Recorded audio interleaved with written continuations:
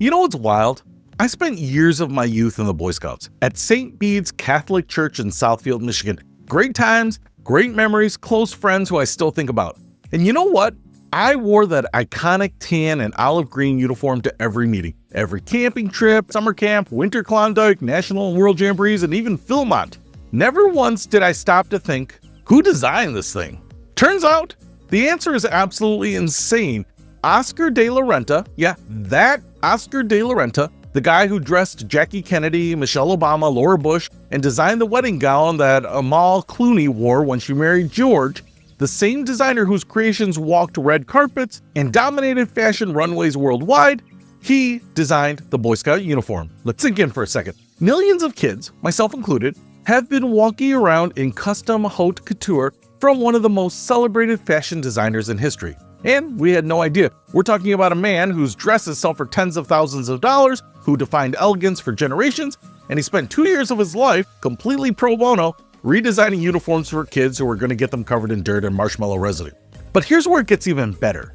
De la Renta didn't just slap his name on some khaki and call it a day. In 1978, the BSA realized their uniform needed a serious refresh. It had been essentially unchanged since 1943.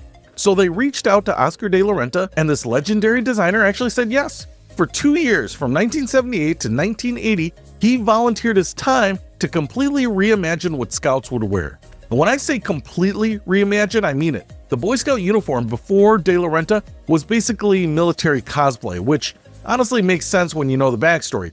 See, the very first Boy Scout uniforms in 1910 were literal copies of US Army uniforms. They were actually made in the same factories that produced Army gear.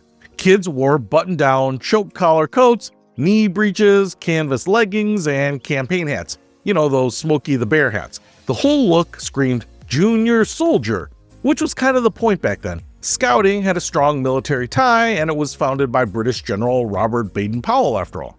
But by the late 1970s, the BSA wanted to distance themselves from that military aesthetic. They wanted something modern, practical, and less like you were about to storm the beaches of Normandy. Enter Oscar de la Renta. His vision was revolutionary for scouting. He told Scouting magazine in 1980, "We felt the uniform should meet several criteria. It should be suitable for strenuous activity, it should be made from an easy care fabric, and at the same time, the wearer should still look like a scout." So what did he do? First, he introduced the two-tone color scheme that we know today. Tan shirts with olive green pants. Before this, everything was the same khaki green color, boring and monochrome. De la Renta added crimson epaulets, the shoulder tabs to the Boy Scout uniform specifically designed to designate program placement. Boy Scouts got red, Cub Scouts got navy blue, and Explorers got green. Not only did they look sharp, but they actually served a practical purpose, keeping the Order of the Arrow sash in place. He ditched the visored caps and introduced baseball-style cap. He made the neckerchief optional, a controversial move at the time, but one that acknowledged not every scout wanted to wear one. He added utility pockets to the pants because, let's be honest, scouts need places to stash stuff, and the fabric? He switched to a polyester cotton blend that was durable, stain-resistant, and machine washable. Parents everywhere rejoiced. But here's my favorite detail. De la Renta designed specific uniforms for women in scouting too. He created blouses in a vivid lemon yellow signifying happiness and good cheer for Cub Scout leaders, with options for slacks, shorts, or skirts. He actually thought about making the uniform inclusive and functional for everyone. The De La Renta uniform debuted in 1980 and remained the official uniform for nearly 3 decades, 28 years to be exact. That means literally millions of boys, girls, and adults wore his design. In 2008, the BSA introduced the Centennial uniform to mark the organization's 100th anniversary. But traces of De La Renta's work remain in today's uniforms. He created the foundation. Sadly, Oscar de la Renta passed away in 2014 at age 82, but his legacy in scouting is permanent. And here's the thing, any scout who still has a De La Renta era uniform can still wear it. The BSA has a policy that any uniform that was ever official is still official today. So if you've got one hanging in your closet, you're literally wearing a piece of fashion history every time you put it on. Now, the colors themselves have always been intentional. The khaki and green tones were chosen to blend into natural environments, perfect for outdoor programs, camping, and hiking. It's functional camouflage without looking overly militaristic. And that khaki color? It comes from a specific shade used by the 19th Cavalry in their flight jackets. The BSA has always been deliberate about that connection to heritage. But let's talk about some of the other weird and wonderful facts about the Scout uniform that most people don't know. American Scouts were the only ones who wore knickers instead of shorts for decades. British Scouts and Scouts around the world wore shorts, but American boys refused. Why? In the early 1900s, shorts were considered clothing for little kids. Boys over the age of 5 or 6 didn't wear them. It wasn't seen as manly. So American Scouts wore knickers well into the 1940s, even during summer camp. It wasn't until 1943 that the BSA finally dropped knickers and allowed long pants or shorts. And even then, most Scouts chose long pants except at camp. In 1916, Congress actually passed a law banning civilians from wearing uniforms similar to U.S. military uniforms. But you know who got an exception? The Boy Scouts of America. They were literally the only civilian organization allowed to continue wearing military-style uniforms. That's how embedded Scouting was in American culture even back then. During World War II, Scouts adopted overseas caps, those fold-flat military caps, to show solidarity with troops.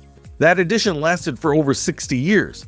And get this, in the 1960s, the BSA switched from itchy wool and rough cotton fabrics to permanent pressed materials. That might sound boring, but trust me, any Scout who wore these old wool uniforms will tell you it was life-changing. No more ironing, no more scratchy, uncomfortable shirts. It was a revolution. Oh, and one of my favorite bizarre facts, in 1916, Congress granted the Boy Scouts a congressional charter. They're one of the few organizations in America with that distinction. The uniform is actually protected by copyright, trademark, and congressional charter. You can't just make knockoff Scout uniforms. The BSA will come after you. But beyond all the history and the design details and the weird trivia, here's what the uniform really represents: equality. When you put on a Scout uniform, it doesn't matter if you're rich or poor, what your background is, or where you come from. Everyone looks the same, everyone belongs. That was part of Baden-Powell's original vision, and it's still true today. The uniform also represents commitment. It's a visible symbol that you're part of something bigger than yourself. You're part of a tradition that goes back over a century.